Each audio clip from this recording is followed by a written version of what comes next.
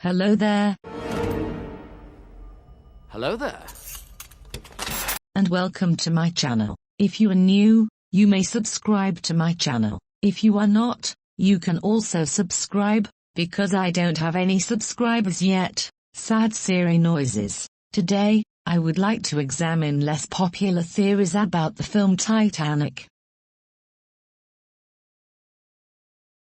The first theory is that Jack is a time traveler. One of the first pieces of evidence is Jack's mention of Lake Wissota, a lake fished in when he was little. The man-made lake wasn't built until 1917, 5 years after the Titanic sank. Next up, you have that roller coaster Jack promises to take Rose on at Santa Monica Pier. Like the lake, the roller coaster wasn't built until much later. The theory also suggests that Jack gambled for a ticket on the Titanic because he simply didn't have any currency from 1912. Is it possible that Jack only boarded the Titanic to save Rose from jumping off the ship? Jack's floppy hair and his rucksack, which apparently weren't popular until the 1930s.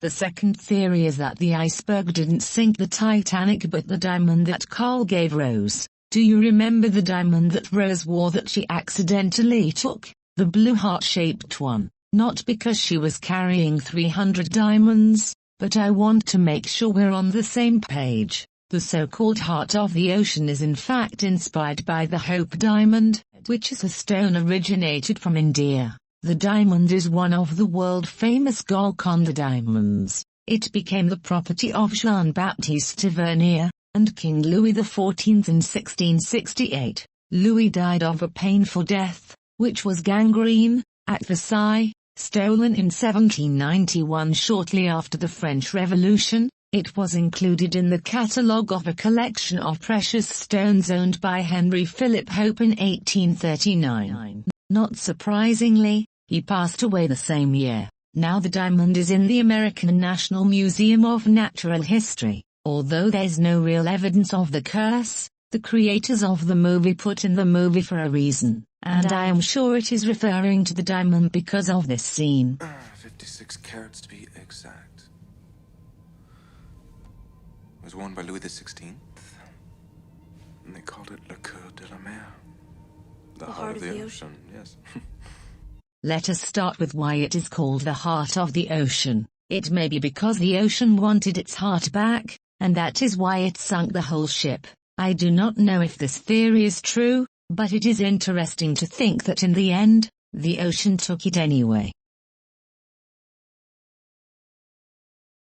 Next up is a little scary but makes a lot of sense. Is it possible that Jack is not real? Is Jack part of Rose's imagination and she used the idea of him to distract herself from her otherwise miserable life as the future Mrs. Calhockley? The first time she meets Jack, as she's hanging off the ship, is actually Rose talking to her subconscious. He saved her and was the opposite of Carl, was not impressed with money and wealth, took care of her, listened to her, and truly loved her. In 1984, Bill Paxton and his treasure hunter crew tell Rose there's no record of Jack at all. While it's easy to explain that with Jack's poker game victory, winning Sven's ticket, it is hard to ignore Rose's response, "He exists now only in my memory." Then, "He exists now only in my memory."